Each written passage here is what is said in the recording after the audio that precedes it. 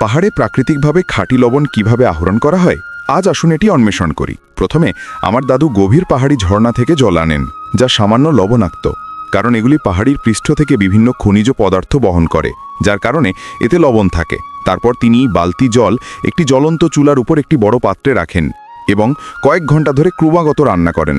জল বাষ্পীভূত হওয়ার সাথে সাথে জল ধীরে ধীরে বাষ্পীভূত হয়, লবণ পিছনে থাকে। ইতিমধ্যে আমার দাদু কিছু শুকনো সয়াবিন বীজ নেন, একটি কলে রাখেন এবং সেগুলি মিহি করে পিষে নেন। তারপর তিনি মাটির পাত্রে সয়াবিনের গুঁড়ো জলের সাথে মিশিয়ে কিছুক্ষণের জন্য ভিজিয়ে রাখেন। এতে সয়াবিনের তেল এবং স্বাদ পানিতে ছেড়ে দেওয়া হয়, যা পরে লবণকে স্থির হতে সাহায্য করে। সন্ধ্যা নাগাদ সয়াবিনের জল একটি পরিষ্কার কাপড় দিয়ে ছেঁকে নেওয়া হয় এবং ফলে তৈরি বিশুদ্ধ রস ফুটন্ত লবণ জলে যোগ করা হয় এবং পুঙ্খানুপুঙ্খভাবে মিশ্রিত করা হয়। উপরে জমে থাকা ময়লা এবং ফেনা ধীরে ধীরে সরানো হয়, যাতে কেবল বিশুদ্ধ লবণ থাকে। এখন প্যানটি শক্তভাবে ঢেকে কয়েক ঘন্টা ধরে সিদ্ধ করার জন্য রেখে দেওয়া হয়।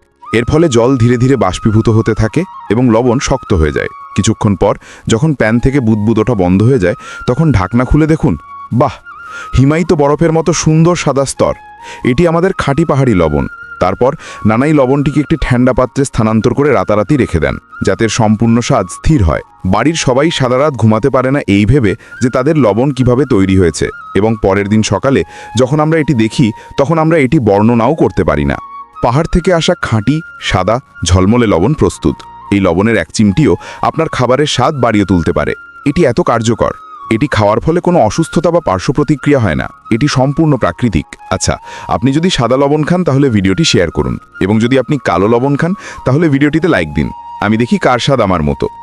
সত্যি বলতে এমন প্রকৃতির মাঝে বেঁচে থাকা আমার স্বপ্ন। এটি আসল শান্তি। যাই হোক, আপনি কোন উপজেলা থেকে দেখছেন কমেন্টে বলুন। ধন্যবাদ। দয়া করে চ্যানেলটি সাবস্ক্রাইব করুন, লাইক কমেন্ট শেয়ার করে উপকার করুন।